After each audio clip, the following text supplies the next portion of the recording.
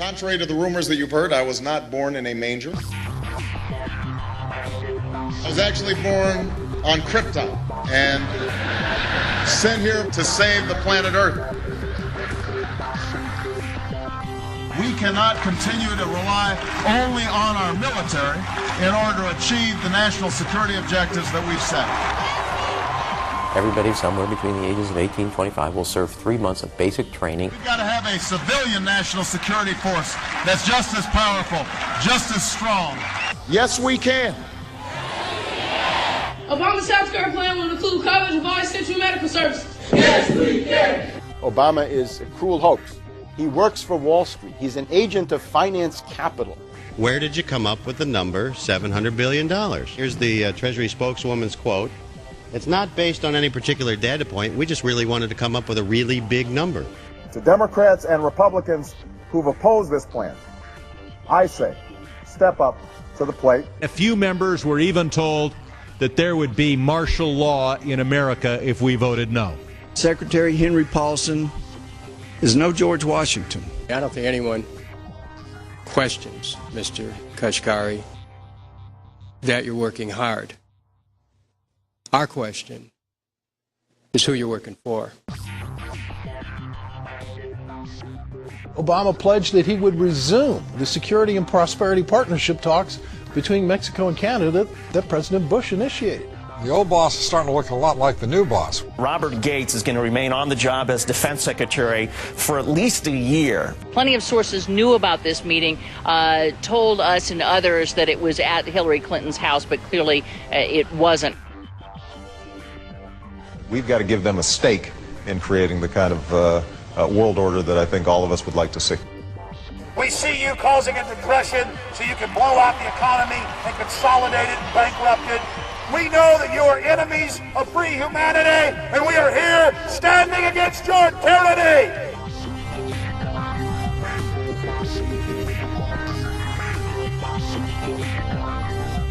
The Obama deception. The truth strikes back.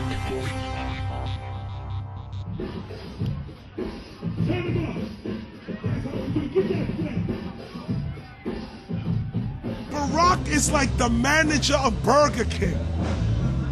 All presidents are, including Bush. It's like this: when your fries are cold, if your burger is not done right, you go back to Burger King, America, or your government, and you say, my burger's cold, I want new fries. First, you go to the cashier, that's the courts. You argue to the courts. The courts, if you can't get no justice with the cashier, you say, let me see the manager. I want to go to the Supreme Court. I want to see the president. The manager comes out.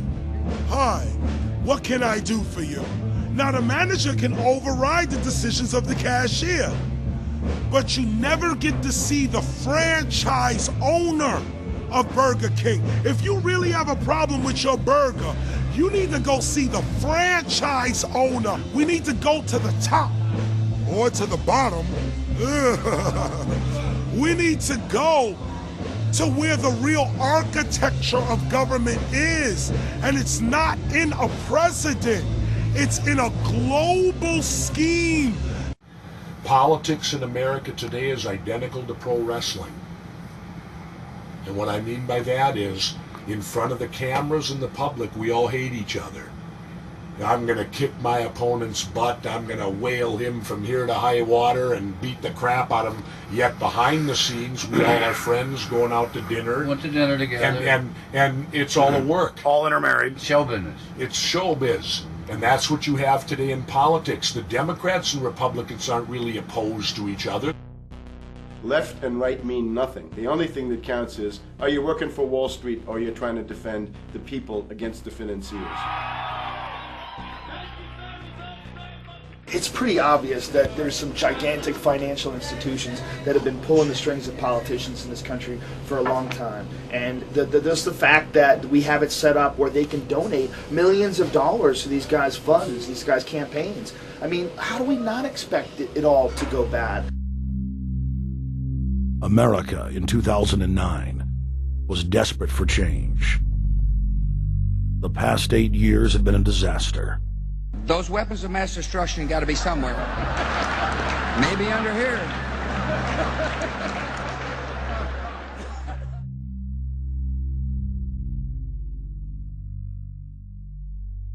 George W. Bush, who had claimed to be a conservative, had tripled the size of the federal government, shredded the Constitution, and destroyed the image of the United States worldwide. Nope, no weapons over there. Endless wars, over 1 million dead Iraqis, and more than 5,000 dead U.S. troops. The Patriot Act, warrantless domestic wiretapping and spying, the end of Posse Comitatus, the rise of the treasonous North American Union, a deepening recession sliding towards total economic collapse. These factors and other abuses had the American people in a state of panic for their future and the very existence of the United States. The elite were in trouble. The people were beginning to see through their facade, past their front man, and to the ruling elite behind the throne. For the first time in U.S. history, both parties were universally hated. Congress had a 9% approval rating. The globalist agenda had stalled. And then, onto the scene came a man who promised change. Change we could all believe in. Barack H. Obama promised to end the war and bring our troops home fast. He pledged to uphold the Constitution and to stop the federal government from spying on the American people. Candidate Obama told American workers that he was going to get them out of NAFTA and GATT, and he's already breaking those promises. In this film, we will prove that Obama says one thing and does another, and that he works for the very same elite interests that Bush served, the very interest engineering the financial collapse and formation of a dictatorial world government. This film is not about left or right. It is nonpartisan. Our past documentary films are among some of the most damning indictments of George W. Bush and his administration that have ever been made. If humanity has any hope of effecting real change for the better, it will not come from the Madison Avenue false reality makers who have cast Barack Obama as the savior of the world. To alter our course from tyranny to liberty, to defeat the corrupt elite, we must get past the puppets and confront the real power structure of the planet. Now we can see a new world coming into view. A world in which there is the very real prospect of a new world order. Webster Griffin Tarpley is an accomplished geopolitical analyst and historian. Among his scholarly works are the unauthorized biographies of George Herbert Walker Bush and Barack Hussein Obama. Since Bush the elder made his speech at the United Nations back in September of 1990 talking about the New World Order, I think I've become confused about what's actually going on in the world. The New World Order is a more palatable name for the Anglo-American world empire. It's the planetary domination of London, New York, Washington over the rest of the world. It's hard to get people to join that or think they have a part in it if you call it the Anglo-American world empire. If you call it the New World Order, then people in India or someplace like that or the European Union might think, well, there's something in that for us too. But that's not what it is. It's the Anglo-American New World Order. It's really the old world order. It's the British Empire morphing into the American Empire. The U.S.-British world empire is what you're going to get. Combines of powerful men have always battled with each other over the levers of power. Gerald Celente is recognized as one of the world's foremost trends forecasters and is the founder of the Trends Research Institute. People that are knowledgeable know that the fight that this country has been waging since its inception is for the central bankers not to take over the country.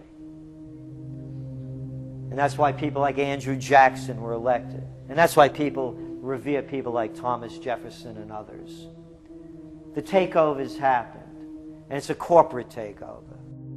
Agents of the Bank of England attempted to assassinate President Andrew Jackson on multiple occasions because of his resistance against a private central bank being set up in the United States. And it was something that Abraham Lincoln warned. And this is, by the way, why I believe he was assassinated. This is the Lincoln quote. "The money powers prey upon the nation in times of peace and conspire against it in times of adversity. It is more despotic than monarchy, more insolent than autocracy, more selfish than bureaucracy.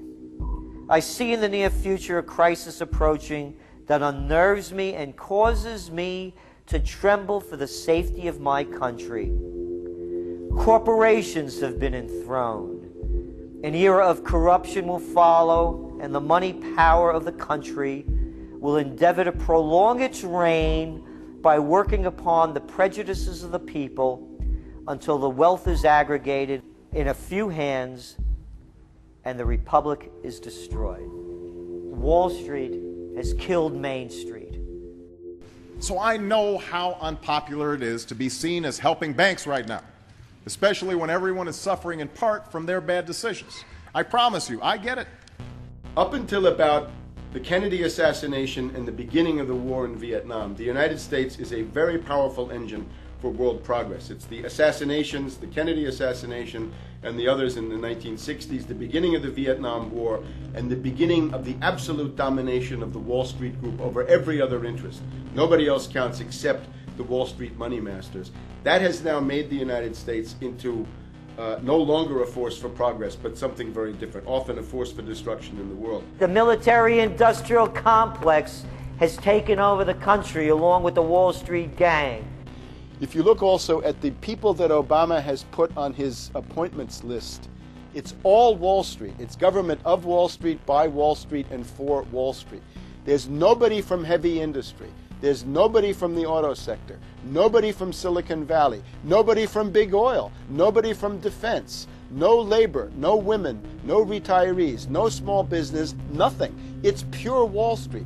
The only people who have a voice in Obama's councils are Wall Street finance oligarchs. That's all there is. Nobody else counts for anything under Obama. It's the most extreme Wall Street administration we've ever had. Before his death, President Woodrow Wilson apologized to the public, regretting that he had been deceived by a group of international bankers and the country's financial system had fallen into their iron grip via the Federal Reserve Act of 1913. Whether sought or unsought by the military-industrial complex, the potential for the disastrous rise of misplaced power exists and will persist. Dwight D. Eisenhower, he warned the people that the military-industrial complex was taking over the country. Only 3 years after leaving office, President Eisenhower's prophetic warning concerning the threat posed to our system of government by the military-industrial complex came to pass. President John F. Kennedy had enraged the entire elite network. Now, Kennedy was brought in as somebody who was expected to be a puppet. It was thought that his pro-Nazi father, Joseph P. Kennedy, the bootlegger, the speculator, would guarantee that Kennedy would be obedient to the establishment. They thought that Kennedy was a sex maniac who could be manipulated through all of this, but it turned out that through his personal suffering, Kennedy had discovered a personal sense of himself which went beyond just being a puppet, and he began to think about things like economic recovery, world peace, having a space program, making deals with the Soviets, cutting the Federal Reserve down to size, and a whole series of other things. Executive Order number 11110, signed by President Kennedy, began the process of abolishing the private Federal Reserve. Kennedy was also pushing for real civil rights reform and had begun the process of pulling the troops out of Vietnam. The last time you had an actual president was Kennedy. The oligarchs took swift and decisive action. When John Kennedy attempted to take the government back from the robber barons, he was brutally murdered. The message to future U.S. presidents and leaders across the world was clear: do as you're told or die. John Fitzgerald Kennedy was the last true president of the United States. And until the globalists are removed from power, we will never have another real one. The other thing about the American presidency you've got to remember is that this is a puppet post. It's automatically going to be a puppet post. The idea that Obama is somebody who's going to come in and exercise real authority when he's obviously been chosen and given everything that he's got by these financiers. Presidents are now little more than corporate pitchmen who take all the political heat, while the controllers remain in the shadows, safe from public scrutiny.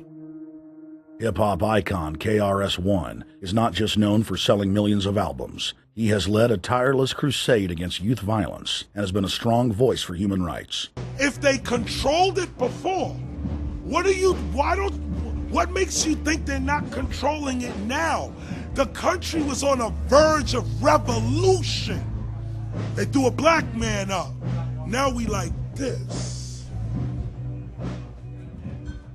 They give him the money, they give him the bundling, they give him vote fraud, they give him the media whores, they give him goons. They even have elected officials making threats to put people in jail if they criticize Obama in public. All of this is the mark of a puppet. And that means that he is a puppet, actually more of a puppet than anybody else, more of a puppet than Mrs. Clinton would have been, even more of a puppet than McCain. He's the maximum puppet that we've had certainly since Jimmy Carter. They put a black face on the New World Order, and now we all happy. KRS ain't buying it. In the real executive power structure, the president serves the military-industrial complex. It's self-owned by the international bankers. If there's a revolution, the population just throws out the prime minister or president. The elite stays in power because the public is never aware of who the real enemy is. In Evian, France in 1991, standing before the Bilderberg Group, the apex of the world government power structure, David Rockefeller defined the New World Order as a system of world government serving the international banking elite. For decades, the banker-owned media would attack anyone who dared to warn the public that a dictatorial world government was being constructed right under their nose, and that national sovereignty was being deliberately destroyed. And now, after years of denial, the media and the elite themselves are proudly announcing that not only is world government real, but is the answer to the financial crisis that they carefully engineered. Suddenly, the Wall Street Journal tells us that the North American Union is here, and that getting rid of the dollar for a common currency with Canada and Mexico is good. The Financial Times of London, published by a member of the Bilderberg Group, crowed that a dictatorial world government had been kept in the shadows for our own good, and that it was now time for it to emerge from behind the curtains of national security. White House Chief of Staff Rahm Emanuel stated on record that they can't let this crisis go to waste. You never want a serious crisis to go to waste. And what I mean by that, it's an opportunity to do things that you think you could not do before. And Henry Kissinger, who gave Barack Obama his first job out of college, told national television that the economic collapse was a great opportunity to bring in the New World Order. He went on to say that Barack Obama was the perfect person to sell it to the world. But he can give a new impetus to American foreign policy, partly because the reception of him is so extraordinary around the world.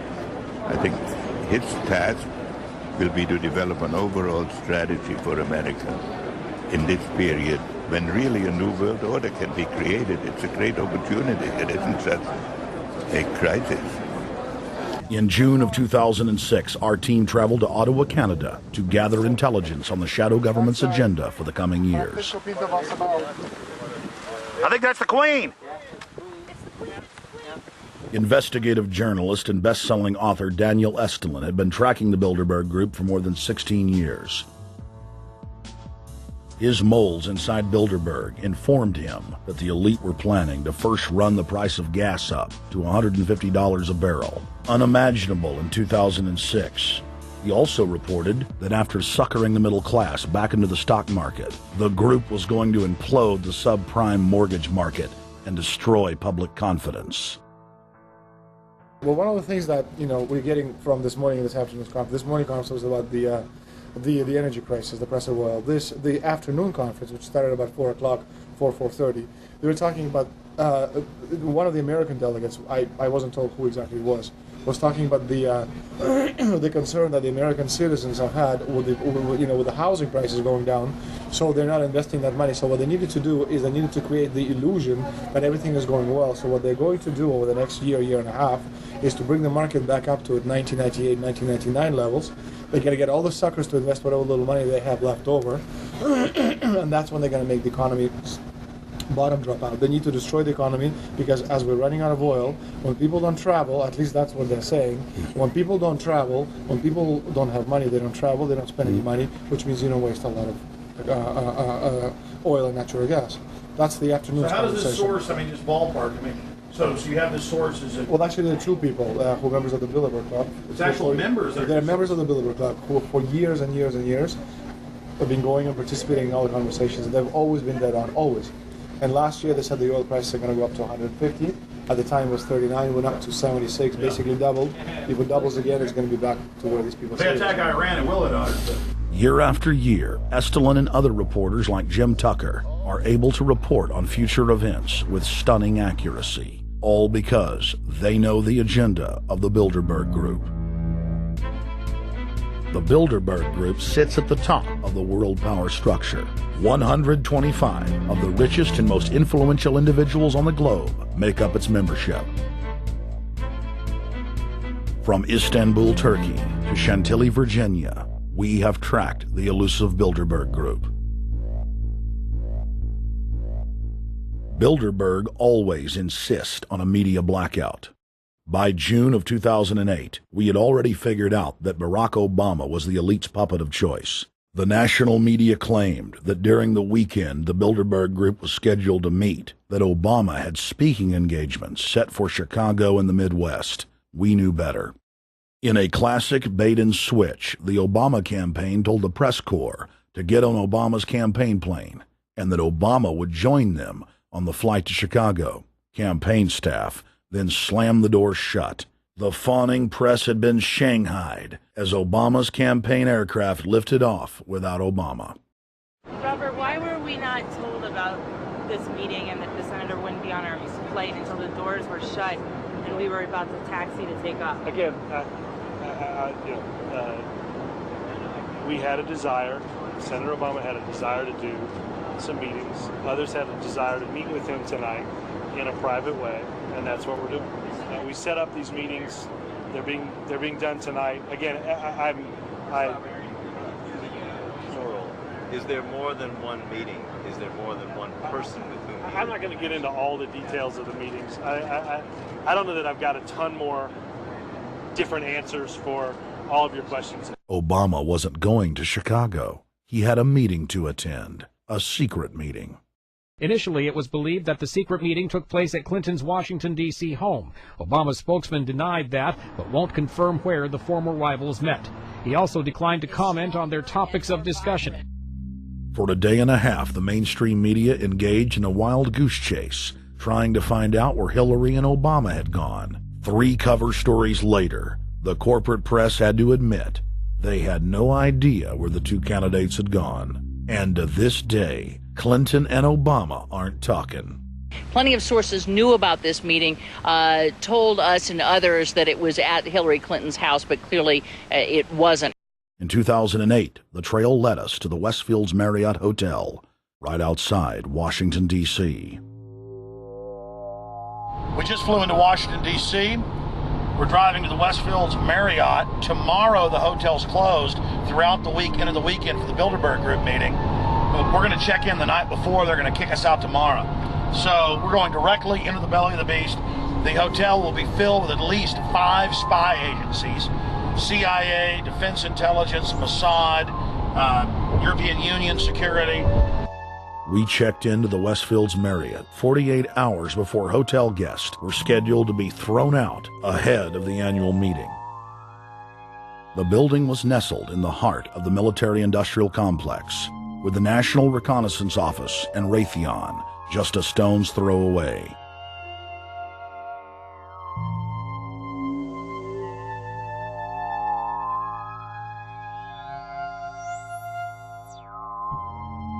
The plan tonight is to try to not get arrested, dodge the security, get in there, get some footage of the elite arriving in the morning, because some arrive before they officially lock it down, and then getting out of the building. That's our plan. I'm also going to be getting a call by a international syndicated radio show, Coast to Coast AM with George Noory, and all week he's getting briefings from me every night about things as they develop.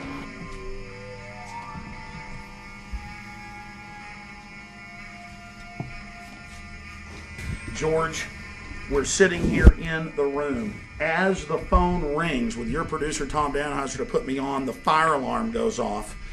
So everybody is exiting the building. I know this is a setup. They timed it exactly when this happened. Open the door. I want them to hear the fire alarm. Open the door. I want people to hear this live to the 16 million people listening.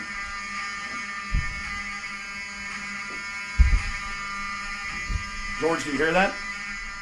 Now, they're going to use this as an excuse. The Westfields Marriott, right outside D.C. in Chantilly, they want to use this to flush us out of here. They're very upset. Everybody that covers Bilderberg, I was detained 2 years ago, interrogated, screamed at. They said Bilderberg was upset about me, wanted to stop us. This is guaranteed. Everywhere we go, we're followed. We have another hotel across town as a base of operations. They were there questioning us, getting in our faces. We're being followed everywhere. I need everybody's support right now. I pray to God they don't try to set me up. They may have tried to concoct this as some way to say, look, they didn't leave during a fire drill, assessing me knowing I would stay and do the interview. But again, the moment the phone rang with Tom Danheiser, the moment the phone rang, the guys answered it, I'm standing there, the alarm goes off. It's going off right now. The guests are exiting the hotel out there. Of course, there's no fire. This is just absolutely insane. I noticed, too, that there was over 100 security people here today, but tonight we got back and it was a total ghost town, and this is what's insane. We have a security guy walk up to us 30 minutes ago, about 25 minutes ago, before this happened, and said, "What are you guys doing?" We said, "We're just walking around checking out the artwork in the hotel," which we actually were admiring, but we were also going around getting some footage. And they said, "Well, no cameras allowed." We said, "Fine." And then he said, "Yeah, we had somebody do a fire alarm a few weeks ago, and me and Rob, my camera guy, were on. Why is he telling us about a fire alarm?" I forgot that part, George. These bastards have done this. I don't know how. They're planning to try to set us up or something, but this is incredible. We are here in the middle of this right now, George.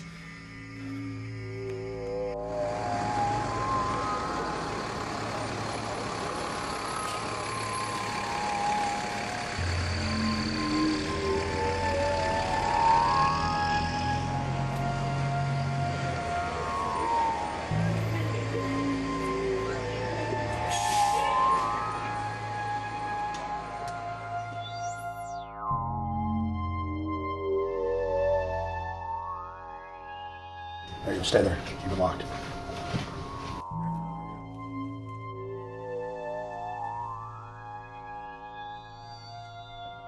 Let's go. Let's get out of here now, Richard. Let's screw around anymore. We got out of here on exactly the right time. Is this the way out? Yeah.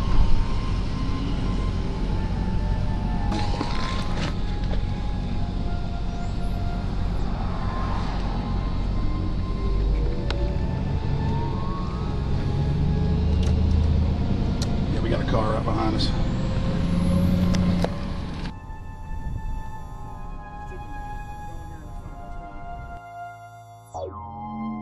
You made about, what, 5 turns and 6 turns? The same car's following us? Now he looks like he's following us into a... He came out of Bilderberg. He came out of the Westfield. He's being a little bit subtle, but... Not too. So there he is. That's him over there in the blue green, car. Yeah.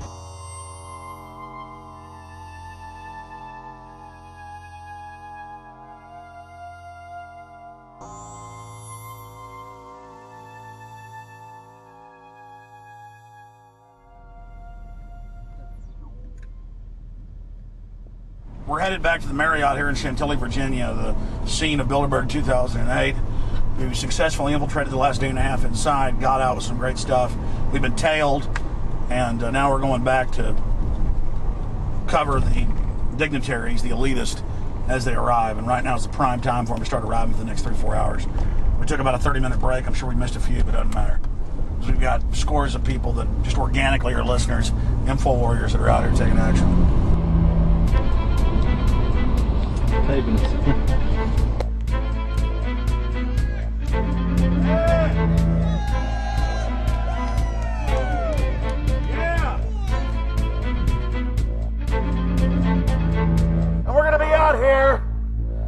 next 3 days, while you try to chart the future of our destiny, we're taking our destiny back. You're not our gods or our masters.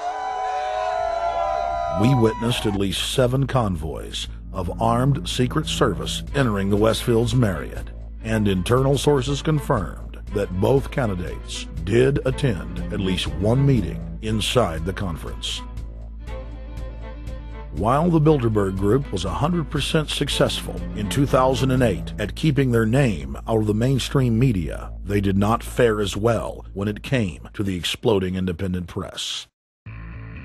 During the entire 2-day event, anti-New World Order protesters and alternative media encircled the hotel. You are being exposed everywhere! From David Rockefeller, from John Edwards, from Bill Clinton. Your game of secrecy is over! You're gonna play game at the close, you piece of trash! This is Bernanke, man! Bernanke, you're going down!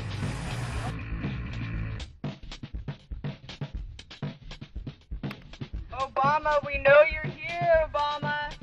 You cleared your schedule for the next 3 days. We know you're in Virginia. Arch criminals! New World Order scum! We are not your slave scum! Brave Americans came from all over the United States and bullhorned the main conference hall at close range as the global power brokers schemed inside. You are criminals! You control the central bank, you control the currency, and you're turning our beautiful country and world into a nightmare! The global elite are desperate to keep their organizational meetings a secret. They are keenly aware that if the population discovers that policy is being developed covertly by powerful special interest, the people will revolt. It is our duty to expose these criminals. It's a criminal act under federal law for federal officials to have private meetings to discuss world policy with non-federal workers.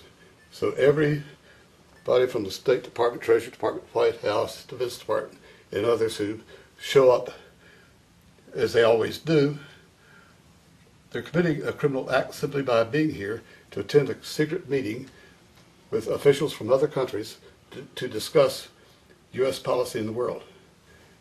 So literally it's a criminal act. And every newspaper, every broadcaster has a patriotic duty to expose these scum and the evil they project. The election primaries served as a great diversion, while the true future course of the nation was being set behind closed doors. You've got, obviously, the Bilderberger Group, founded by the former Nazi Prince Bernhard of Holland. You've got the Trilateral Commission, founded by David Rockefeller's Zbigniew Brzezinski. They're the ones who ran the Carter administration. Everybody in the Carter administration, from Carter and Mondale and Volcker and Brzezinski, were all members of the Trilateral Commission. Founding member of rap sensation Public Enemy, Professor Griff, gave us his view of the Obama phenomenon. Barack Obama's been given a pass by the Blue Bloods. He's been given the okay by certain secret societies for them to let him in. I truly believe imperialism and fascism needs a facelift. And that facelift is going to have to be black. And the reason why I believe that, simply because I think they're trying to go into Africa. Well, they're already in Africa. But they want to totally control all the natural minerals that they're going to need to carry themselves into the 21st, 22nd, and 23rd centuries.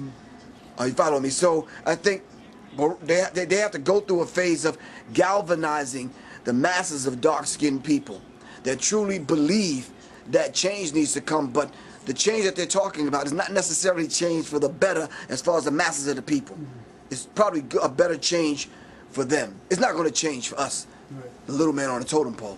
And no one looks at the agenda. As long as he positions himself right, have the right tie on, have the right smile, repeats the slogans over and over and drives it home, the average American is just going to swallow it hook, line, and sinker. And we don't even know what the agenda is.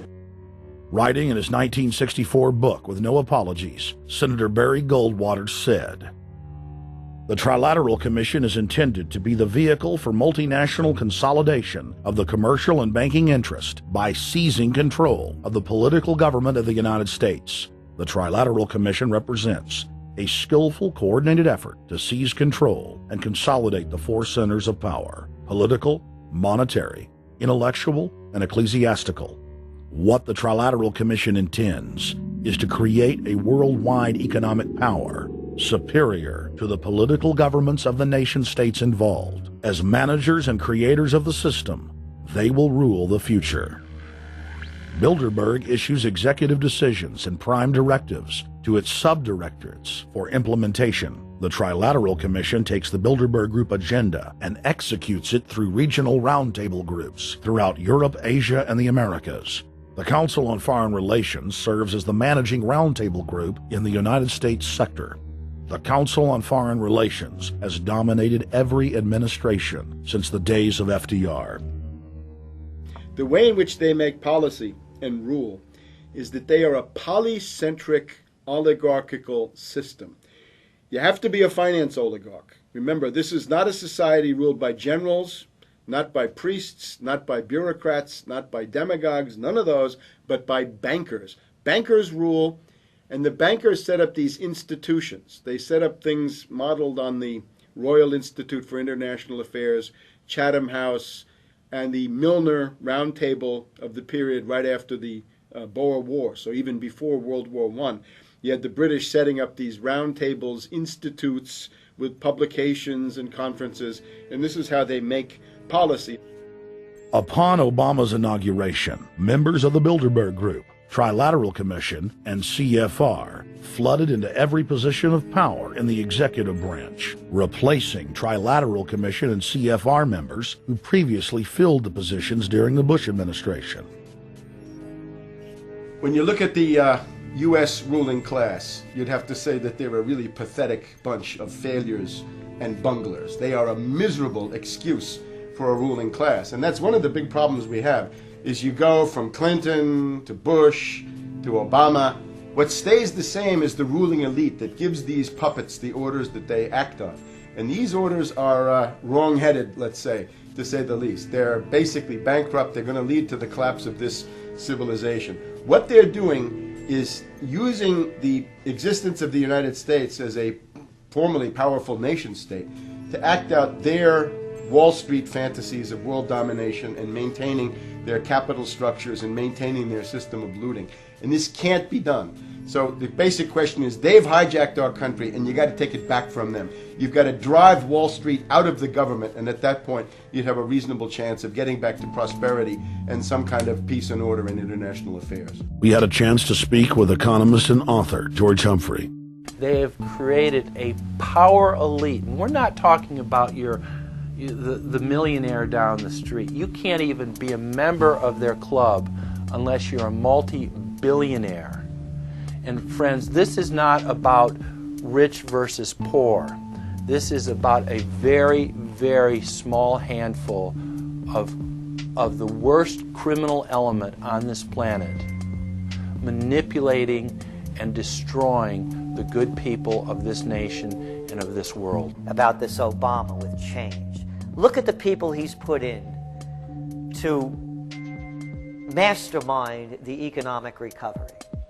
Larry Summers. I love it. Every time they talk about Larry Summers, he's always brilliant. He's another brilliant one.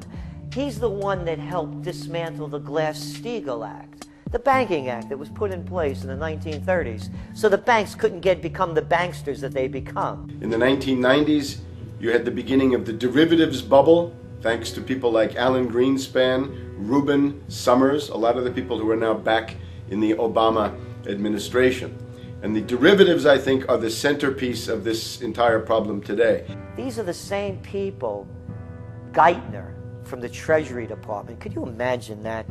Now we have the U.S. Treasury Secretary, who also is a Robert Rubin protege of the Larry Summers Group, that dismantled Glass-Steagall and broke apart the regulations that would have prohibited the banks and brokerages from becoming these criminals.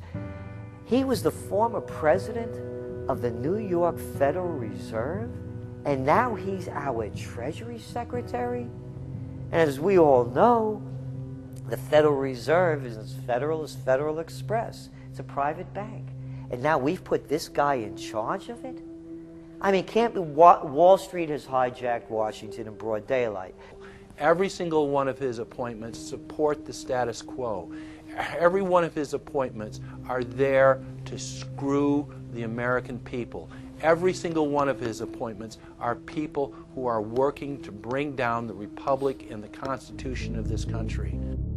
Secretary of the Treasury, Timothy Geithner, Bilderberg Group and Trilateral Commission member.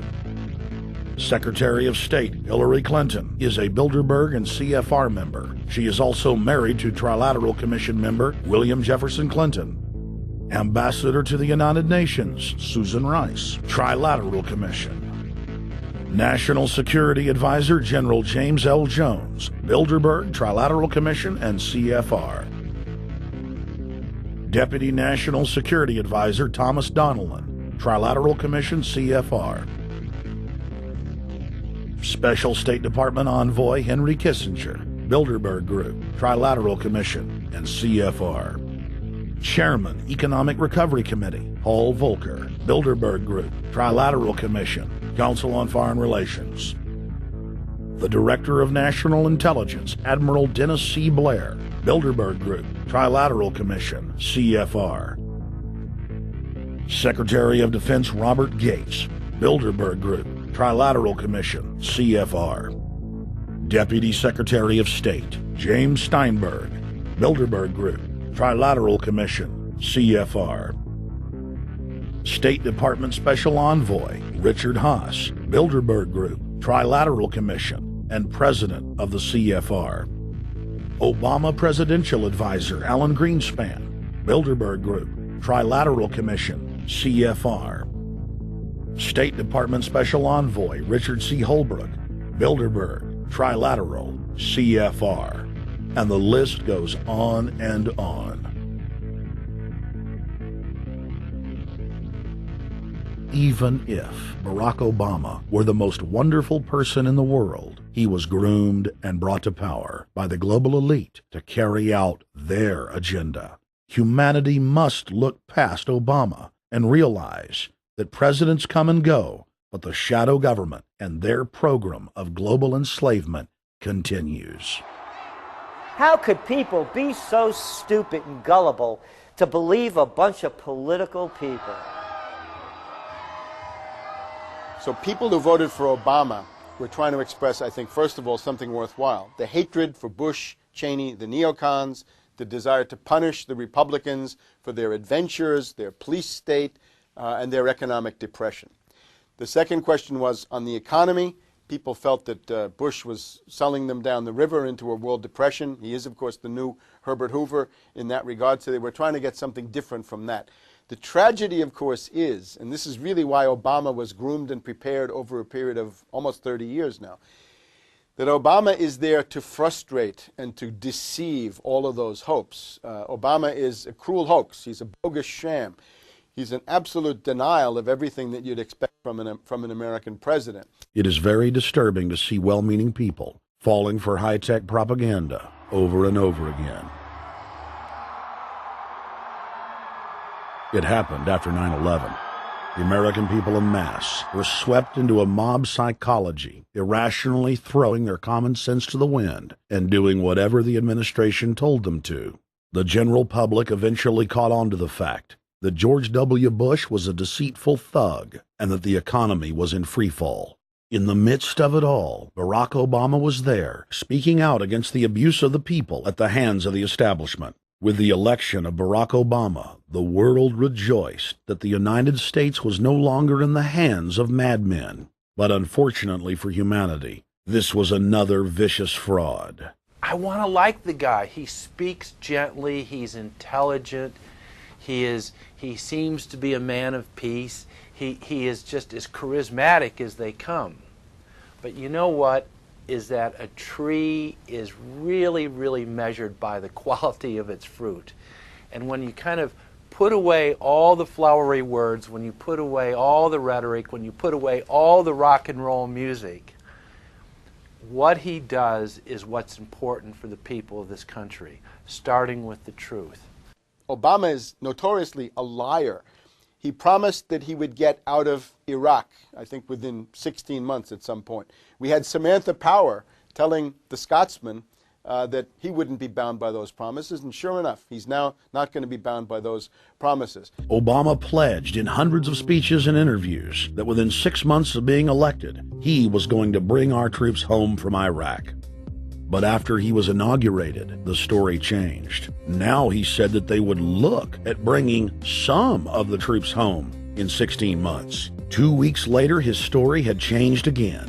Now the administration would look at bringing the troops home in 23 months. Well, Obama's already fudging. He's fudged since day one in this election, where he first said we're getting out. Well, now it's a timetable, and now it's da-da-da, because they're getting to him. They're understanding that, and he ain't going to be able to get him out because people more powerful than him got us in. When he first ran, remember, he was going to take the troops out. I get in there, troops come home. Day one. There is no military solution in Iraq, and there never was. I will begin to remove our troops from Iraq immediately. And then that went to 16 months. And now he's going to add, they're saying, another 30,000 or more troops to Afghanistan. Next, he sent 30,000 more Marines to Afghanistan, doubling the total number of forces in the crosshairs. Barack then announced that he was going to move missile systems into Eastern Europe to encircle Russia. But after all, what should we expect after he kept Bush's Secretary of Defense Robert Gates? The outcome of this policy is if you're constantly meddling near the Russian borders with these fascist creeps, IMF, NATO agents like Yushchenko of Ukraine or Saakashvili or Georgia, or these Kaczynski twins in Poland, or various collections of people in Latvia, Lithuania, Estonia, you're tied to these gangsters, and if they decide to start a war, that rapidly escalates into thermonuclear World War III. This is worse than the neocons. Bush and Cheney never got as far as Brzezinski, Soros, and the other people running Obama. Barack Obama swore that he would vote to repeal the Patriot Act, but then he voted for its reauthorization. Obama decried the Bush administration's illegal warrantless wiretapping of the American people. Then he voted to legalize it. Obama pledged that he would filibuster any attempt to give retroactive immunity to the telephone companies, the telecom companies, except he then turned around and voted for that bill. Most people don't know, for example, that he voted to reinstate the Patriot Act and more government wiretapping. Candidate Obama told desperate factory workers in speech after speech that he was going to renegotiate NAFTA and GATT to make it more fair for American workers. It is absolutely true that NAFTA was a mistake. But then his campaign was caught sending out memos to top corporate leaders, telling them not to worry and that it was just campaign rhetoric. We had Obama saying, you know, I'm against free trade. I don't like NAFTA and all those free trade sellouts. We had Austin Goolsbee going to the Canadian diplomats and saying, don't mind him. He's just popping off. That's just election era rhetoric. Doesn't mean anything. Presidential candidate Barack Obama was publicly criticizing the North American Free Trade Agreement in a bid for votes, but privately telling Canadian officials not to worry about it. He said that he was going to bring us peace in the Middle East. He said that he was going to bring us transparency and a balanced economy. He said that he was going to not have lobbyists. He said he was going to clean up government. He said he was going to work for the environment. And point by point by point, within the first month of his inauguration, he has lied and deceived and cheated the American people. The people of the United States and the world were filled with hope that Obama was the real deal when in his first week in office he signed an executive order supposedly closing Guantanamo Bay and other secret prisons. Then the press actually had a chance to read the executive order and were shocked to find that the executive order only said that Obama was thinking about closing Guantanamo in a year. But worst of all, the executive order continued the practice of rendition which the LA Times called secret abductions. They don't know. They think that he's signed off immediately on closing Guantanamo, but he's allowing prisoners now to be taken to foreign countries and not knowing where they're sending them and to be tortured in foreign countries. They don't know that they kept that provision in there. Obama is now continuing the practice of secret arrest, secret prisons, and most importantly, indefinite detention without trial. When a British High Court said that it was preparing to release secret British and U.S. torture orders that prove that the Bush administration was ordering personnel to systematically abuse detainees, Barack Obama threatened to cut off all U.S. intelligence ties to England. To add insult to injury, he stated that the program was important to national security, not only endorsing Bush's crimes, but continuing them. Obama voted for a reinstatement of the Patriot Act. And by his early deeds already, again, as we saw with the issues of retention, he's willing to send people that have been charged with nothing to be tortured to so-called get the truth out of them. If the makers of this film attempted to cover all of Obama's lies, this documentary would never be released because there are new ones every day. So in the interest of time, we're going to cover one more big one. Barack and his handlers made the cornerstone of his campaign, keeping lobbyists and donors out of his administration. Within hours of being elected, Obama did a 180 and filled the White House and federal government with lobbyists and donors at all levels. Obama picked William Lynn, the top lobbyist for Raytheon, to fill the number 2 position at the Department of Defense. Timothy Geithner, former president of the private Federal Reserve Bank of New York, was picked by Obama to be Secretary of the Treasury. Geithner promptly crammed the Treasury Department full of lobbyists, like his chief of staff, Mark Patterson, formerly the top lobbyist at Goldman Sachs. Obama appointed top lobbyist to the Saudi royal family, George Mitchell, as the lead Middle Eastern envoy. Obama appointed the king of Wall Street lobbyists, Leon Panetta, to head up the CIA. Obama tapped Tom Daschle, top lobbyist for healthcare firms, to run the Department of Health and Human Services, and the list goes on and on. Then, 3 weeks into his administration, Obama launched a new lie, more outrageous than the previous. With Academy Award-level conviction, he said that he was upset about the banker bailout, which his own chief of staff, Rahm Emanuel, another former Wall Street executive, had engineered.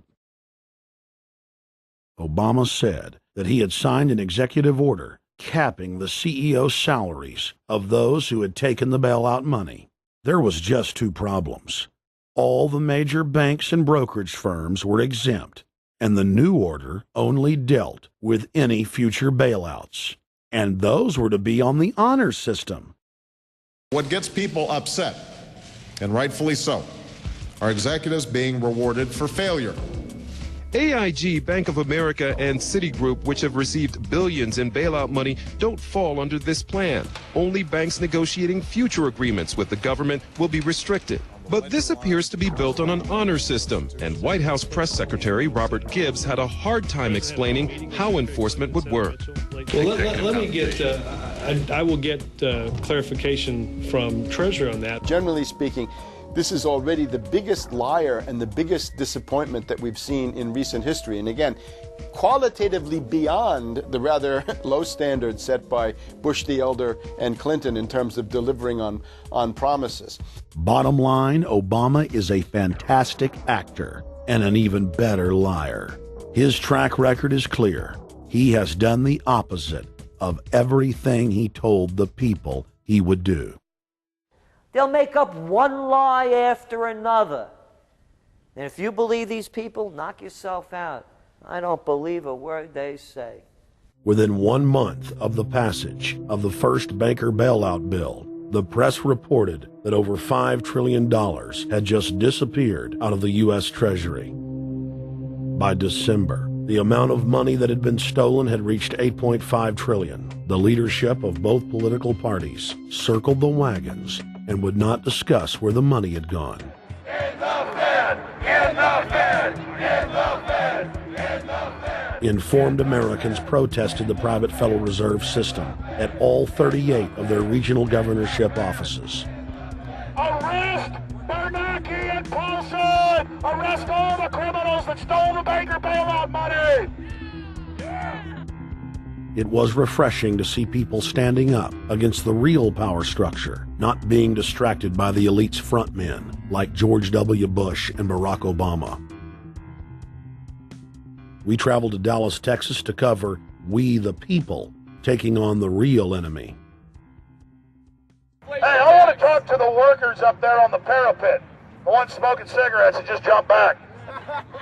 You're with the American people, we know that. But understand, ask the workers inside. You're not in a federal government building. You're in a private Federal Reserve that uses that name as a fraud. That'd be like if my first name was Federal Reserve Jones. I'm still not the federal government. I'm not a federal agency. But if I said my name was Federal Reserve, I could go out and pay off politicians and get them to allow me to get into power so I could issue the currency and credit, and then I could buy up the world. That's what these criminals have done. A lot of people think that the Federal Reserve is already part of the government. They're not. It's controlled by cliques of unelected, unaccountable bankers meeting in secret. Most of these people have never even been through the formality of a Senate hearing or a Senate confirmation. They claim that they're part of the U.S. government. They masquerade as if they were part of the U.S. government. But in reality, this is a purely private operation. Jackals, hyenas, raptors, all of them loyal, not to the American people, but to the Wall Street banks, which is where most of them come from. Everyone is pointing to Barack right now, President Obama, as saying, you got to get the economy together. You got to get the economy together. When in fact, the president has very little to do with the economy. It's the Federal Reserve Chairman that at least sets the policy. That's a privately owned company, the Federal Reserve Bank. They set the agenda. These guys are masquerading as a federal institution. They are a private banking consortium, and this is their front, their holding company. The Federal Reserve is not federal. It's a front for a private banking cartel. That's on record in congressional testimony, and they're the ones orchestrating the economic collapse we're seeing right now, so that's why we're here. While at the In the Fed rally outside the Federal Reserve Bank in Dallas, Texas, we spoke with Ron Paul's brother, Wayne Paul. 1913, the Federal Reserve Act was passed, floor of the House, where 3 members of Congress were on the floor. At that time, they only needed a majority of votes to pass it. So in 1913, the Federal Reserve Act was passed. 20 years later, 1933, under Roosevelt, the United States was declared bankrupt. And in 1933, the Federal Reserve Private Bank says, okay, USA, what are you going to pledge as collateral on the debt you owe me? What happened by 1936? Does anybody know? We instituted Social Security system, and you and I and our children and our children's children were pledged as collateral on the debt of our government to the Federal Reserve. And that's where we're at today. It took 20 years to make this country bankrupt, and since then, our government has operated under emergency powers of our government. It is not the president that makes the decision in this country. It's the Secretary of Treasury who turns around and is put in there by the Federal Reserve to manage the bankruptcy. We've been in bankruptcy ever since. So to print $700 billion and to give it away, how do they get away with it? The manager of the bankruptcy is told by the Federal Reserve this is the way to go. That's where we're at today. Yes, we should point out, Congressman Ron Paul now has a huge amount of sponsors for a bill in the House of Representatives to abolish the private Federal Reserve crime syndicate. In 1913, the money power of the country was taken away from the people. By constitutional privilege, it belongs with the Congress, but it was given up in the Federal Reserve Act. The Federal Reserve is no more federal than Federal Express, but yet it has the power to determine the direction of use of money in our economy. If we could take that power back and put the Federal Reserve under Treasury, we start to be in a position of being able to control monetary policy on behalf of the United States people. The Federal Reserve is totally private, and Alan Greenspan 2 weeks ago on PBS on Lair NewsHour said on record that they are above the law, the Congress, the President, everyone. No court can do anything. We run America. What is the proper relationship, what should be the proper relationship between a chairman of the Fed and a president of the United States? Well, first of all, the Federal Reserve is an independent agency, and that means basically that there is no other agency of government which can overrule actions that we take. So long as that is in place and there is no evidence that the administration or the Congress or anybody else is requesting that we do things other than what we think is the appropriate thing, then what the relationships are don't frankly matter. Notice what Greenspan is saying. Greenspan is saying the Federal Reserve is beyond the law. And in reality, they are in practice beyond the law. Nobody, as far as I know, has ever audited the Federal Reserve. One of the first things we ought to do when we nationalize the Fed is go in there and find out the audit. Who stole money? Who engaged in corruption? There's a whole series of people going back to Volcker, to Greenspan, to Bernanke, and so forth. Think of the arrogance of private group of banks that have bankrupted the nation by design so they can repo the country. A private group of banks that loaned us our own money back are telling us they're above the law. You are not above the law, criminals. No one is above the law. No one is above the law, and the private Federal Reserve sure as hell isn't either. Since the founding of the Federal Reserve back under Woodrow Wilson, the Federal Reserve has struck out 3 times. They didn't stop the crash of 1929. They didn't stop the banking panic of 1932, 1933. And now they are the cause of the derivatives crisis because they're the ones who inflicted derivatives on the world with Alan Greenspan. Instead of our economy being about goods and services and real products and manufacturing, it's all about these guys, the private Federal Reserve that masquerades as a government entity who controls the issuance of currency and credit. They're the ones that have cut off the liquidity in the market. They told us have a debt-based economy. Then they cut it off once they get us under their thumb and implode the economy so they can consolidate it. And that's what they're doing right now. I mean, it's in their own documents, it's in their own statements. They claim, give us unlimited power, give us trillions of dollars of the banker bailout bill that's already $5 trillion, not $850 billion as they say. And we'll get the economy going, but they're hoarding the money and buying up other banks that aren't part of the Federal Reserve, buying up insurance companies, buying up roads, infrastructures, media empires, defense contractors. What the banks do is they implode an economy by cutting off credit, and then once things really fall to a low, and they know the low because then they buy everything up and start then putting more money back into the economy, and then they build it back up. So they build us up and then shear us, build us up and shear us. And they're getting ready. All over the world, they're always shearing some country, imploding it. Comes out in their own IMF and World Bank documents. That's just the foreign arm of the same cartel. And these are the people who claim to be the saviors of the economy, the people who have created every important crisis in the past 100 years, the Federal Reserve. So it's illegal, it's unconstitutional, and it's a failure. And I think the failure is what everybody can see right now. Yeah, what they do is they make you think Clinton's evil in running things. Then, oh, Bush will save us. And then, oh, Bush was evil. Now we'll be saved by Barack Obama, but he's just a puppet. But as we get deeper into this phase, when they implode the economy, they have all the money and all the control. But they also like to pose as the savior. So Obama is meant to be the savior during the Depression, and he'll save us with a 1 million person, he said, is bigger than our military, domestic spy force, a 3 million person environmental spy force. So giving people these jobs to be government bureaucrats and spies to go out and manage the other 290-something million Americans. And so this is classical fascism. The communists also do it. Any vertically integrated command and control authoritarian system does this. So they're openly following what the same group of banks did in Germany, Russia. It's in the Communist Manifesto to have a private central bank, because the private central bankers actually wrote the ideas that they had Marx and Engels put out. People go, well, why would the banks want communism? It doesn't exist. They rape us, they consolidate us, they put us into work brigades, they make us slaves, and they say it's a people's paradise.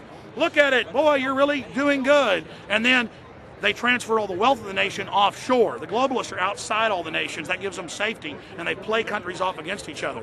And so that's what we're facing and dealing with. And so they're bringing in classical, hardcore tyranny in the U.S., but we have the internet. We've grown our numbers. The alternative media has exploded. That's why they're trying to move in to shut down and regulate and tax the web, but it's too late for them. They're playing in the 19th century, 20th century rules. It's 21st century, the century of resistance to tyranny. And so it's going to be one hell of a fight with the people and free humanity on one side and the New World Order on the other. And every one of you out there counts, needs to be involved in this fight like nothing you've been involved with before, because this is life and death.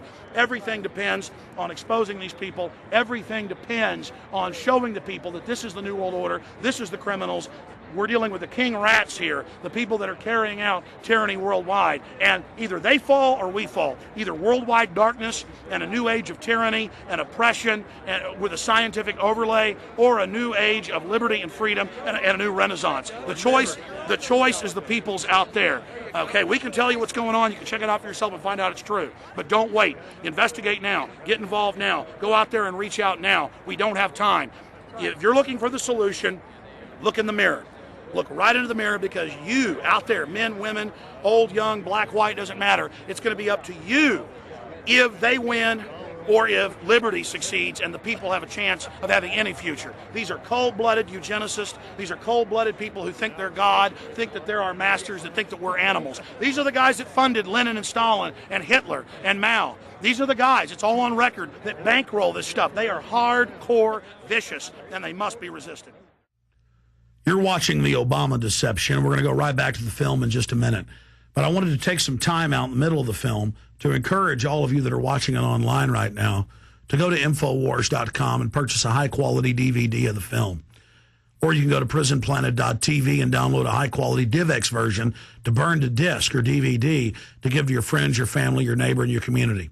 I also want to challenge all the viewers out there to take time out, to write notes as you watch this film, and to check all the claims that we've made for yourself, because I'm confident in the information presented here. And I want you to not trust me, but to know for yourself, to know in fact that Obama is a betrayer and a liar, a Judas goat, a Trojan horse to bring in the one world government. So again, I want to thank you for watching The Obama Deception. You can go to Infowars.com and get a high-quality DVD, or watch it in super high quality and burn disc to give your friends, your family, your neighbors, and warn the public at PrisonPlanet.tv. Now let's cut right back to The Obama Deception. Up until about the Kennedy assassination and the beginning of the war in Vietnam, the United States is a very powerful engine for world progress. It's the assassinations, the Kennedy assassination, and the others in the 1960s, the beginning of the Vietnam War, and the beginning of the absolute domination of the Wall Street Group over every other interest. Nobody else counts except the Wall Street money masters. That has now made the United States into no longer a force for progress, but something very different, often a force for destruction in the world. That doesn't need to remain that way. The interest of the American people is to fight to take your government back from Wall Street and make the United States a force for progress in the world, which we easily could do if we could just break the power of the people behind Obama. The main banks of Europe, which were started by Adam Weishaupt and Rothschild, the Banque Nationale de Paris, the Bank of England, the Bank of Italy, have all financed the messianic and war leaders of the last 200 years. Napoleon, Lenin, Stalin. They backed Adolf Hitler. They backed Franklin Delano Roosevelt. And they are backing right now Barack Obama. The banking cartel had established a beachhead in 1913 through the Federal Reserve Act. In 1947, they set up a parallel shadow government through the National Security Act. From 47 on, the national security state began the long process of absorbing federal and state bureaucracies, while at the same time undermining the constitutional power of Congress and dominating the executive branch. By controlling the issuance of currency and credit, the private Federal Reserve was able to buy up most of the Fortune 500. And if a company wouldn't sell, the bankers would unleash federal regulators to run them out of business. Private central banks in Europe, the United States, and England took taxpayer money and loaned it at over 30% interest to third world nations. The bankers would then bribe the leaders of those countries not to pay back the loans. Their third world puppets would sign agreements stating that when the country defaulted, the banks would be given all the natural resources and infrastructure of the once sovereign lands. But worst of all, the countries would pledge future taxes paid by the people in perpetuity as profit to the private banks. By the year 2000, there were few nations that had not fallen to the designs of the money power. The globalists were now ready to start their final phase of world government takeover, the destruction of the Western nations' economies. To carry out their final takeover, they first removed banking regulations like the Glass-Steagall Act in the late 1990s. This allowed their front companies to issue unlimited credit to the world and to set up colossal Ponzi schemes, the likes of which the world had never seen. The scams were advertised by the controlled corporate media as completely legitimate. Because of the fantastic returns, private investors, corporations, state and local governments invested heavily. They had taken the bait, hook, line, and sinker. To destroy confidence, in late 2007, the bankers themselves began to badmouth the scams they had created. Next, the central bankers cut off the tsunami of fiat money that they had been using to pump up the bubble. When Congress and the public refused to write the finance oligarchs a blank check, the bankers began to engage in financial terrorism. They said that the world would go into another Great Depression unless their demands were met, further destroying confidence. The stock market instantly had its biggest one-day loss in history, but even that wasn't enough to force Congress to capitulate to the offshore banks. Senator Inhofe of Oklahoma and Congressman Brad Sherman of California, amongst others, told the world that the entire Congress had been threatened with martial law by the White House and the Treasury Department if they didn't pass the so-called banker bailout bill. The only way they can pass this bill is by creating and sustaining a panic atmosphere. That atmosphere is not justified. Many of us were told in private conversations that if we voted against this bill on Monday, that the sky would fall, the market would drop 2,000 or 3,000 points the first day, another couple thousand the second day, and a few members were even told that there would be martial law in America if we voted no. That's what I call fear-mongering. Unjustified. The final version of the bill was kept secret from the Congress until minutes before the vote on October 3, 2008. The Federal Reserve had promised total transparency, that every dime would be accounted for. To Democrats and Republicans who've opposed this plan, I say, step up to the plate. Let's do what's right for the country at this time, because the time to act is now. To prevent the possibility of a crisis turning into a catastrophe. After its passage, the public learned with horror that the bill was really a financial coup d'etat by Wall Street. The bill didn't just give $700 billion to the banks. It was a blank check. And as of February 2009, $9.7 trillion has disappeared into a black hole. Within 24 hours of its passage, Secretary of Treasury Henry Paulson said they were no longer going to use the money to unfreeze the mortgage market by buying bad debt. We went to Congress. Illiquid assets look like the way to go. As the situation worsened, the facts change. I will never apologize for changing an approach or strategy when the facts change. Paulson has, in the meantime, admitted that the subprime mortgage crisis is not the cause, really, of the breakdown of the entire world banking system and the bankruptcy of most of the banks in London and in Wall Street. He said, oh, we're going to buy up toxic assets, but we're not going to worry about subprime mortgages. What he's talking about is derivatives. Derivatives are the center of the crisis. He went on to say that where the money was going was a secret. I believe that banking institutions are more dangerous to our liberties than standing armies. If the American people ever allow private banks to control the issuance of their currency, first by inflation, then by deflation, the banks and corporations that will grow up around the banks will deprive the people of all property until their children wake up homeless on the continent their fathers conquered.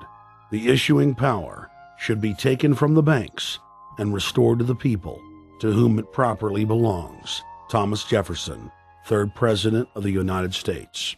Secretary Paulson came in with the Vice President and Fed Chairman Bernanke and made all these assurances that there was absolutely a critical, immediate need to get rid of the corrosive derivative products, all the different names for this, ubiquitous, sub-S retraded credit default swap, blah, blah, blah, blah. Okay? But they talked about them as though they knew what the hell they were. You got the money and you immediately said, what items, what auction? Now, the Treasury just basically cut that out of the bill.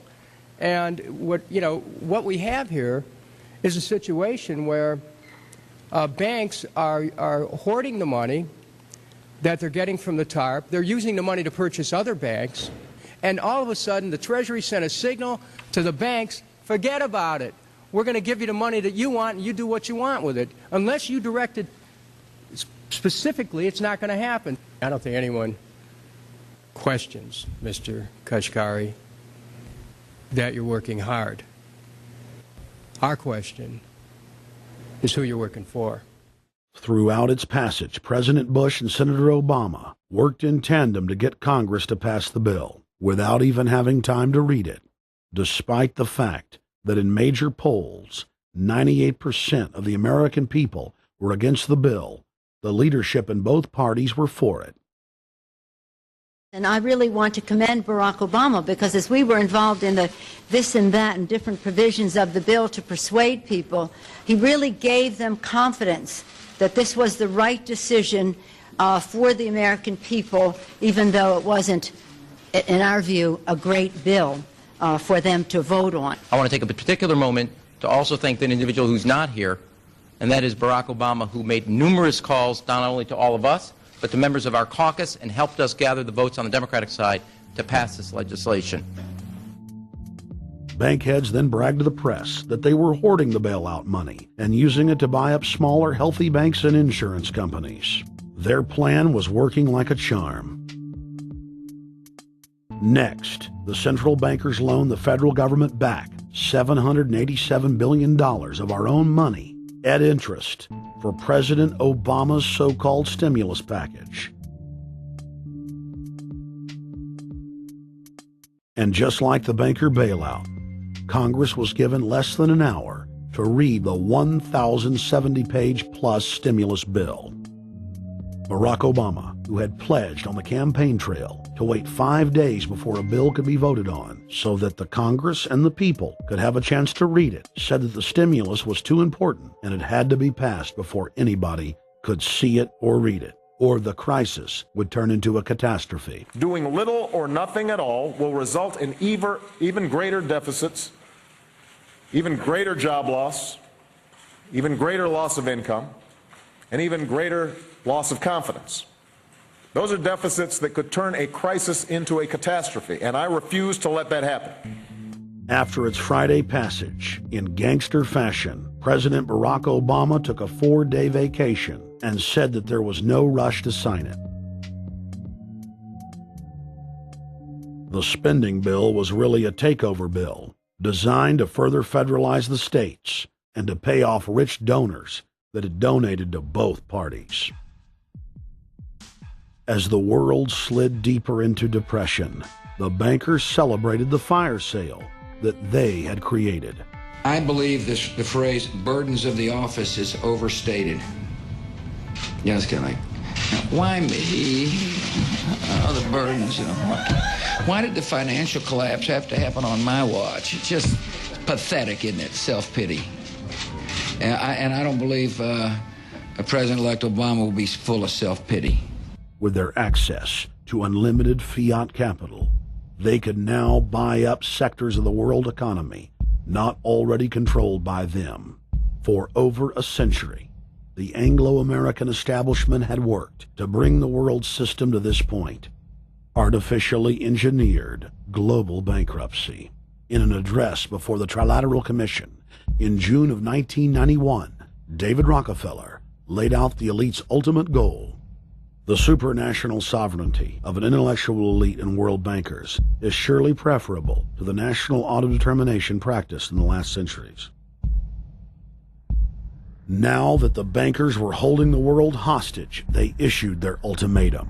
The only solution to restart the global economy would be to set up a planetary government ruled by a new Bank of the World, a Bank of the World owned and controlled by them. Suddenly, hundreds of prominent publications announced the solution, the people's only salvation. Time magazine, in an article titled "The New World Order," said that the new super bank would control the world's currencies and set interest rates, and that the new bank would, quote, knock the heads of bad countries like the United States. At a meeting of central bank heads and finance ministers dubbed Bretton Woods II, the plan for world government was unveiled by the very bankers that had engineered the collapse. Formerly sovereign countries would now pay their taxes directly to the banking cartel. Hundreds of new carbon taxes, controlling every facet of human activity, would only be the beginning. Now all the elite had to do was to sell the public on accepting the final phase of their takeover. And it's Obama's job to sucker the public into standing down so the bankers' agenda can move forward unhindered. Never before in U.S. history has the media gotten behind a president like they are behind Obama. The press has pulled out all the stops, bestowing a crown of infallibility upon Obama as the savior of the people. The elite are betting everything they've got on Obama's charisma and hoping that he can sell the world on their program of tyranny. Yes, there have been differences between America and Europe. No doubt there will be differences in the future. But the burdens of global citizenship continue to bind us together. A change of leadership in Washington will not lift this burden. In this new century, Americans and Europeans alike will be required to do more, not less. Partnership and cooperation among nations is not a choice. It is the only way. We've got to give them a stake in creating the kind of world order that I think all of us would like to see. In truth, Obama is not simply continuing George W. Bush's policies. He is radically expanding them. I thank President Bush for his service to our nation. This film has documented the painful fact that Barack Obama's agenda is the complete opposite of what he has claimed it to be. Now we will reveal what Barack Obama and his controllers' true agenda is. Number 1. Bring the United States under the complete regulatory control of a private offshore superbank known as the Bank of the World. More than 100 new taxes are now being developed under the umbrella of curbing greenhouse gases. The new taxes will be paid directly to the private bank consortium. At the producer level, taxes will be paid on farm animals' flatulence. At the consumer level, there will be carbon taxes on all forms of meat, beef, poultry, pork, and fish. All cars will be fitted with satellite tracking boxes that will tax driving by the mile. And an added tax will be placed on all fossil fuels, including motor oil and natural gas. All plastic products will have a carbon tax added. Outdoor space heaters and fireplaces are to be taxed. All electricity produced by coal-powered plants will be taxed. Under the cap-and-trade system, citizens will be forced to pay taxes on thousands of products to private cap-and-trade services owned by Al Gore and other elitists. There will be taxes on light bulbs, water, trash pickup, air travel, train travel, bus, ship, medicine, steel production, mining, clothing, laundry, asphalt are just a few of the new taxes to be levied. But to truly transform our economy, to protect our security and save our planet from the ravages of climate change, we need to ultimately make clean, renewable energy the profitable kind of energy. So I ask this Congress to send me legislation that places a market-based cap on carbon pollution and drives the production of more renewable energy in America. That's what we need. The notion of anthropogenic global warming is a fraud. In other words, the idea that the planet is getting warmer and that human activity is somehow responsible is a pseudo-scientific fraud. It's a big lie. It's a monstrosity. Remember the Nazis, they had race science, race hygiene. They said Aryan blood is different from any other kind of blood. This was, of course, idiocy, a fantastic piece of nonsense. Today, we've got something similar. Global warming caused by human activity, and the answer to that is carbon tax plus cap and trade, according to the wishes of Al Gore, Prince Charles, and basically the entire world banking community, the world oligarchy. What they're trying to do with that is to perpetuate the current system where bankers rule the world, financiers rule the world, and the rest of us get the crumbs from the table. But remember, if you try to put on cap and trade and a global warming carbon tax with the idea that you're going to save the polar bears, what you're going to do is destroy human society. You're going to cause genocide on a massive scale. The deaths will be measured in the hundreds of millions and indeed in the billions. Just the idea of global warming means that there'll be no development for Africa, no development for the poorer parts of Southeast Asia, and no world economic recovery of any kind ever in our entire lifetime. So it's important to expose and fight the pseudo-scientific fraud of global warming. One more point about this. You don't need a climatologist to know that this stuff is a fraud. I'm a historian. I can tell you, in the last 1,000 years, we had a period of very warm temperatures called the medieval warm period, where all kinds of grapes and semi-tropical stuff was growing very far into the northern hemisphere. That was about 1100, 1200.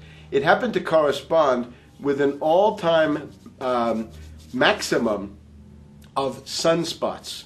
Right now, we can say that we're going into another maximum period where there'll be some warming, but we're well within the limits of the medieval warm period. About 1600 to 1650, there was an ice age in northern Europe. The North Sea was filled with ice. The German and Dutch ports and the English ports were filled with ice. That corresponds to an all-time minimum of sunspot activity, the Spörer minimum and the Maunder minimum. So this has largely got to do with solar activity. We can see that other planets, not just the Earth, are warming slightly as a result of increased solar activity. But we're well within the minimum. So what the oligarchs claim to be an open and shut scientific case is a piece of pseudo-scientific nonsense, and it should be rejected. Number 2, the social engineers are fully aware that the Obama craze will wear off quickly, so they are racing to put in place the most oppressive police state control grid in human history. 20,000 battle-hardened regular Army troops are now being deployed to patrol the streets of the United States. FEMA is now building giant camps in every region of the country, and the Congress has introduced bills like the National Emergency Centers Act, H.R. 645, which merges local governments and the police under federal control. And as we all know that have watched these things, they're ready for the riots. With these detention centers that are being opened up around the country, with state police training for riot control in the event of economic calamity and food riots, they know what's going on and they're prepared for it. So people better also prepare for it themselves. Anyone that's not prepared for what's going to happen, they deserve what they get, because there's enough information out there pointing to the problems, and they should take all precautionary actions. Next, Obama ordered the Defense Department to issue DoD Directive 1404.10, establishing a 1 million person civilian army under his control. Simultaneously, Obama launched USAService.org. The new website deceptively masquerades as a federal agency, but in reality is a recruiting tool building a separate, completely private army outside of government that takes orders directly from Obama's controllers. Barack Obama has refused to rescind Presidential Decision Directive 51, signed by George W. Bush. The directive plainly states the president is a dictator and that Congress is ceremonial. We cannot continue to rely only on our military in order to achieve the national security objectives that we've set. We've got to have a civilian national security force that's just as powerful, just as strong, just as well funded. President Obama and his Chief of Staff, Rahm Emanuel, have repeatedly stated on the record that all Americans below the age of 64 will be forcibly conscripted into federal service. Citizenship is not an entitlement program. It comes with responsibilities. Everybody somewhere between the ages of 18 and 25 will serve 3 months of basic training and understanding in a kind of civil defense. Now, it doesn't always have to be service in uniform. One of the things that if you talk to our generals, they are desperate for is a civilian counterpart to our military forces. So is this compulsory then? Well, you have to, in a sense, it's required of everybody, 18 to 25, 3 months, and at some point at that point you do it. Obviously, I'm not going to say perfect legislation. We'll work that process through. You can do it during a college summer, or you can do it after high school. If you have a demagogue with a fanatical mass movement of personality cultists who is imposing the program of a group of extreme bankers and finance oligarchs, that's fascism. Obama's transition site, change.gov, proclaimed that middle school and high school students will be forced to serve the federal government. Fascism is gutter up, streets up, hooligans, thugs, fervently idealistic students, swarming adolescents, just the kind of thing you see around Obama. The way you get a population to enslave itself when the police and the army are no longer enough to do that. So I think that's if you're a left liberal, it's time to open your eyes to that. All young Americans between the ages of 18 and 24 will be conscripted into a paramilitary domestic security force. If Obama has his way, adults and seniors will also be forced into other forms of service for the betterment of the homeland. Number 3, disarming the American people. Obama operatives in the Congress have introduced more than 10 bills that would end the Second Amendment as we know it. H.R. 1022 would allow the new Attorney General Eric Holder the dictatorial power to ban any gun he wishes at will. In 2008, before the Supreme Court, in the D.C. gun ban case, District of Columbia versus Heller, Holder argued for the complete disarmament of the American people and that only the military should own firearms. H.R. 257 would ban all youth shooting sports, including YMCA and Youth Olympic shooting clubs. H.R. 45 would force all gun owners to undergo federal psychological screening, registration, and testing to keep their firearms. White House Chief of Staff Rahm Emanuel has proposed the extrajudicial banning of any American on the fraudulent no-fly list from owning any firearm. That is, if you are on the no-fly list because you are known as maybe a possible terrorist, you cannot buy a handgun in America.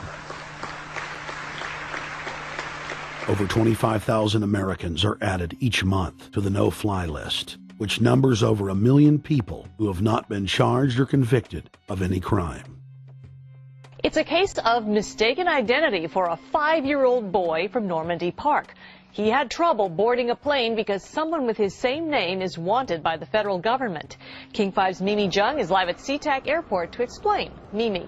Lori, it's hard to believe that a 5-year-old could be considered a threat, but that's exactly what happened here at SeaTac last week when Matthew Gardner showed up for a flight to LAX. Then they fly in charter. As 5-year-olds go, Matthew Gardner is about as harmless as you can get. But when he and his mom checked in for their flight at SeaTac last week, Matthew was considered the criminal. If you're on that no-fly list, your access to the right to bear arms is canceled because you're not part of the American family. You don't deserve that right. There is no right for you if you're on that terrorist list. And even though this Matthew Gardner is only in kindergarten, TSA workers still conducted a full-blown search. They searched all of our belongings. They took everything apart piece by piece. Nadia Counter says it wasn't easy being treated as a possible threat to national security. I picked up my child to give him a hug and tell him, it's okay, we're doing fine. And they reported to me that I was not allowed to touch him. He was a security risk, and they had to research me to make sure that I had not obtained any materials from him. Number 4, massive restrictions on the First Amendment guarantee of free speech. The President, Congress, and the FCC have announced plans to not only curtail speech on talk radio and newspapers, but to also regulate speech on the Internet through the Orwellian-named Fairness Doctrine. The Obama machine is also pressuring Congress to pass draconian hate speech laws that will eviscerate the First Amendment. Number 5, they plan to further federalize health care so that the government can dictate what kind of care citizens receive. Modeled after the British system, this includes rationing care and restricting what procedures the handicapped and elderly are eligible for. Number 6, Obama is already pushing to expand the Department of Defense budget and to station more U.S. troops overseas to encircle Russia, China, Iran, as well as setting up bases in Africa under the pretext of humanitarian aid, and dominate and occupy Africa through AFRICOM. So we're taking your phone calls, seeing what you think of Barack H. Obama. Is he a Judas goat? Is he a front man? Is he a betrayer? Let's go to Anthony in Georgia. Anthony, what's your take on Barack Obama? They put the face of Barack Obama as part of their public relations because it's like in the old folk tales about vampires. A vampire cannot force his way into somebody's house. It's against some kind of metaphysical law. So the vampire has to persuade the resident of the household to open the door and invite him in. So they're going to look at the peephole at Barack Obama, which looks like them and appears to be on their side. They're going to say, okay, here's my ally. Let me open the door and let me let this person in. And then Barack Obama is just, of course, a front man for the American empire, where he's going to have the entire U.S. Navy, the entire U.S. Army, and the entire U.S. Marines under AFRICOM command. And, of course, he's going to turn it into a new Iraq, and he's going to turn it into a new Afghanistan. Every operation that you see going on in Iraq and Afghanistan is going to propagate to the poor countries of Africa. And well, sir, I agree with you. Sir, I agree with you. They're looking to the people. They see a handsome, smiling African face. He's all, hey, I'm from Kenya. And then it's a total bait and switch. But it's the same thing here in the United States where they would get sellout Native American chiefs to sell out their people. This is the oldest trick in the book. And he can also pacify the most downtrodden minority groups in the United States. And he's saying, hey, get ready for sacrifice. Get ready to lose your standard of living. They're like, yay, I love Obama. They could never get away with this with a John McCain. Obama basically does a couple of things. One is, again, this idea, kick the Chinese out of Africa. Kick them out of Sudan where they get oil. Kick them out of Zimbabwe where they get raw materials. Start a civil war in Congo, another big source of raw materials. Al-Qaeda, an arm of the U.S. intelligence community, is now active in Algeria, Tunisia, Morocco. You've got a destabilization going on in Kenya around Odinga. That's Obama's cousin. This is a guy who has two children. They're Obama's niece and, nephew in a broad sense. And one of them is named Raul, and the other one is named Winnie, after Winnie Mandela, who did the necklacing and political assassinations in South Africa. So this Odinga is essentially a CIA destabilizing operation in Kenya, and he's got a Odinga Islamic Alliance to crush the Christians in Kenya, but this also reaches into Ethiopia, it reaches into Uganda, Congo, Tanzania, and a whole bunch of other countries in that region. So all of Africa is a battlefield in flames between the U.S. and the Chinese, with Obama leading the charge to kick the Chinese out for geopolitical reasons. Number 7, radically expand federal control over family farms and ranches through the Animal ID and Premises ID system. Number 8, accelerate the merger of the United States with Canada and Mexico under the Security and Prosperity Partnership. He is also accelerating the transfer of remaining federal authority to unelected quasi-governmental bodies like the World Trade Organization. Number 9, Obama must convincingly play the part of the president and convince the people of the United States that the buck actually stops with him. This is critical to the globalist master plan, because in 4 to 8 years, Obama must take the blame, as Bush did, for the New World Order's horrific agenda. At that point, the elite will put a new puppet in the ceremonial seat of power and build him up as the savior, only to tear them down again. And so the process is repeated over and over. For their program to work, it is essential that the people not learn that the presidency is now nothing more than theater, because if they did, the people would stop looking at the pawns and start looking for the king. Through this system of deceit, the elite's criminal agenda can continue forever because the people waste all of their political energy debating the media spectacle instead of investigating the globalist agenda. Number 10, it's Obama's job to sell the public on globalist policies that aren't in the people's best interest, but the overlords have many salesmen. His most important function is to protect the criminal oligarchs from prosecution while they loot the economy worldwide, start new wars, and engage in torture. They're called Generation O, and they were the key to Barack Obama's White House win. During the campaign, Barack Obama used the internet like no other candidate before him, harnessing the energy of millions of his supporters. But the question now is, what to do with this young, eager, energetic army? This gives Barack Obama and his administration contact information for so many people, so next time he needs to push his legislation, he can contact all these people. Kennedy-esque. I feel as though this was like when John F. Kennedy was elected. Shouting, smiles, and tears. It was the scope of Obama's victory that was most impressive. I saw a photograph of Obama playing basketball. And I said, you know what? I see him as a leader, and that's the world that's in his hands. Own a piece of history, commemorating the day the world changed forever. His confident smile and kind eyes are an inspiration to us all. In summation, Barack Obama is a Madison Avenue created fad. All of the crazed Obama worship, being pushed by the corporate media, is scientifically designed to capture the public in a net of peer pressure mass euphoria. If the New World Order can just distract the public for a few more years, the elite can finish constructing their police state control grid. Now, a lot of times, we don't want to know the issue. Right. We don't want to know the issue. We feel, what do you call this thing where you get this false sense of gratification, but because a black man is in office, everything's going to be all right. No, everything's not going to be all right. Yeah. Until you look into the agenda and what the Democratic Party has been about, is about, and will be about, regardless if Barack Obama is the president or not. And that's real. Barack Obama is the perfect Trojan horse. He makes the people feel like they finally have a place at the table, even as he betrays them. I won't have to worry about paying my mortgage. Oh, it's such a blessing to see you, Mr. President. Thank you for taking time out of your day.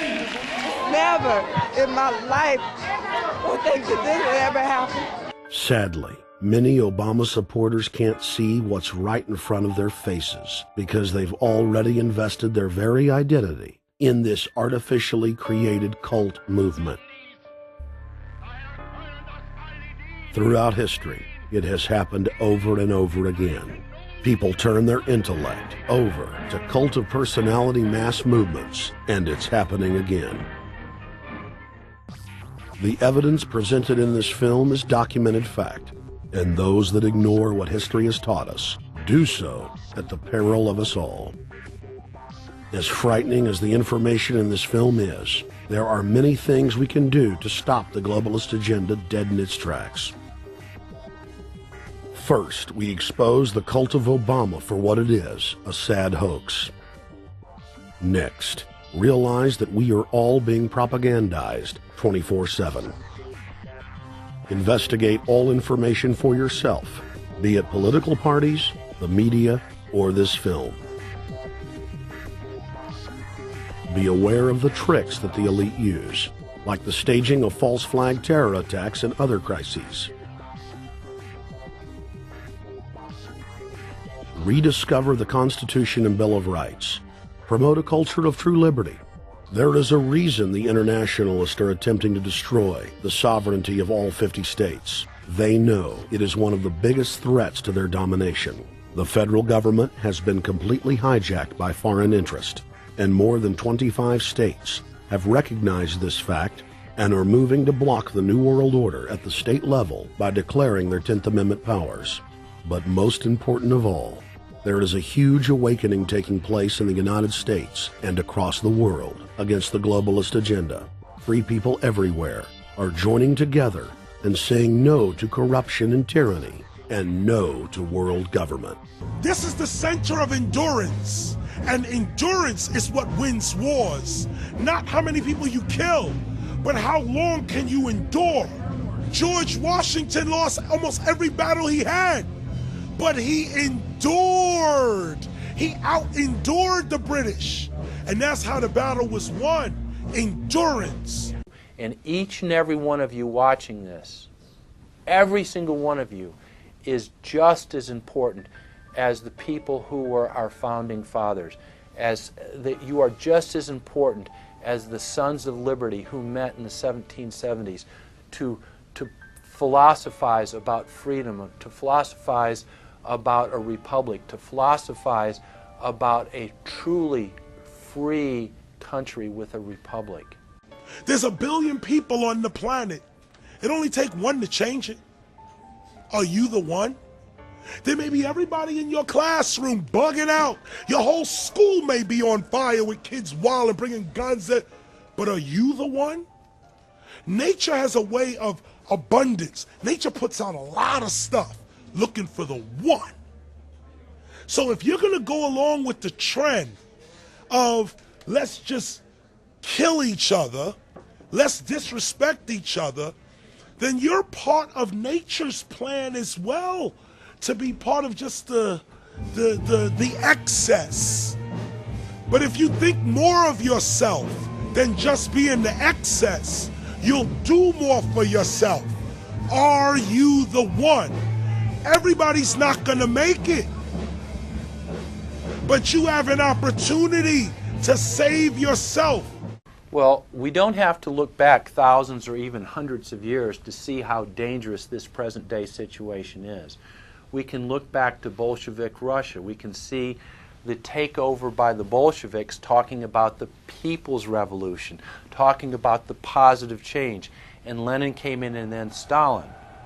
The fact is that over 40 million Russians between 1925 and 1940, good Russian, people who were Christians, people who had their own businesses, people who were educated, they were exterminated because they had their own business, because they were educated, because they believed in God's law. We can look over at Germany. Germany was in a very, very terrible economic situation, and this very charismatic leader called Adolf Hitler comes in. He makes the roads good, and he promises a better life for the people. And within 10 years, you see a completely nationalized, centralized, dictatorial situation where millions and millions of people were exterminated. And then we can go to Maoist China. Mao came in, he promised change, he promised a better life, and within 5 years, 60 million Chinese were exterminated. They don't teach that. They don't teach that in the schools these days, and it wasn't that long ago.